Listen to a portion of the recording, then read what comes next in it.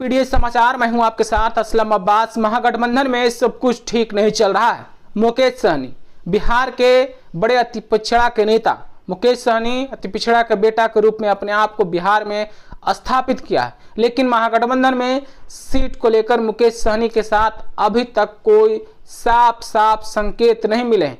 कई दौर के बैठक के बाद कयास सिर्फ लगाए जा रहे हैं। कयासों के दौर में हालांकि कयासों के दौर में चर्चा है कि मुकेश सहनी को 15 से 20 सीट मिलने जा रहा है, यानी कि उनकी पार्टी वीआईपी बिहार विधानसभा में महागठबंधन के तहत 15 से 20 सीटों पर चुनावी मैदान में उतर सकती है। लेकिन सबसे बड़ा सवाल है, मुकेश सहनी का इतना बड़ा वोट बैंक बिहार के कोने कोने में मुकेश सहनी की अपनी अच्छी पकड़ मानी जाती है। उनके कार्यकर्ता और नेता जमीन से जुड़े हुए हैं, लेकिन महागठबंधन में सीट बंटवारे में अभी तक एक भी प्रत्याशी उनके सामने नहीं आए हैं, जो बड़ा सवाल है। और सबसे बड़ा यह भी सवाल है कि आखिर महागठबंधन में इस तरीके की राजनीति मुकेश सहनी के साथ क्यों हो रही है? क्या तेजस्वी यादव कुछ अंदर ही खेल रहे हैं? क्या तेजस्वी यादव मुकेश सहनी के साथ कुछ राजनीतिक साजिश कर रहे हैं? तमाम तरह के उनके समर्थक कार्यकर्ताओं में इस तरीके के सवाल चल रहे हैं और पूछे भी जा रहे हैं।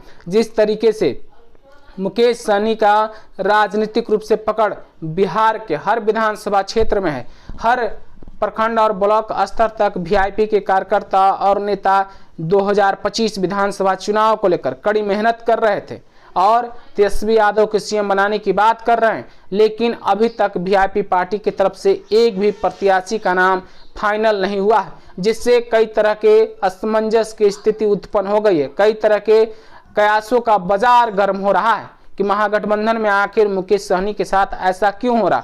मुकेश सहनी बिहार के बड़े मल्लाहों के नेता, बड़े अति पिछड़ा के नेता। बिहार में लगातार चर्चा हो रही थी मुकेश सहनी को लेकर, कितने बड़े नेता हैं मुकेश सहनी बिहार में। और मुकेश सहनी खुद घूम कर लगातार बोल रहे थे कि इस बार तेजस्वी यादव को सीएम बनाना है, लेकिन राजद की तरफ से कोई खास तवज्जो अभी तक नहीं दी गई है। सीटों का बंटवारा नहीं हुआ है, तो दूसरी तरफ अभी तक उनके कोई प्रत्याशी चुनावी मैदान में नहीं आए हैं, जो सबसे बड़ा सवाल उत्पन्न कर रहा है।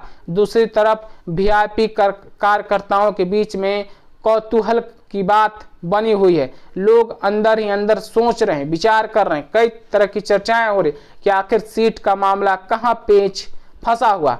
साथ ही साथ ये भी चर्चा हो रहा है कि मुकेश सहनी इन तमाम घटनाक्रम से काफी नाराज चल रहे हैं, गुस्से में हैं, और मुकेश सहनी जो है इस नाराजगी की वजह से कुछ बोल भी नहीं रहे हैं। हालांकि पिछले दिनों मुकेश सहनी और तेजस्वी यादव एक ही साथ पटना से दिल्ली पहुंचे थे और एयरपोर्ट पर पत्रकारों से बातचीत करते उन्होंने कहा था कि 1-2 दिन में सब कुछ साफ हो जाएगा। महागठबंधन में ऑल इज वेल है, कहीं कोई किंतु और परंतु का सवाल नहीं है।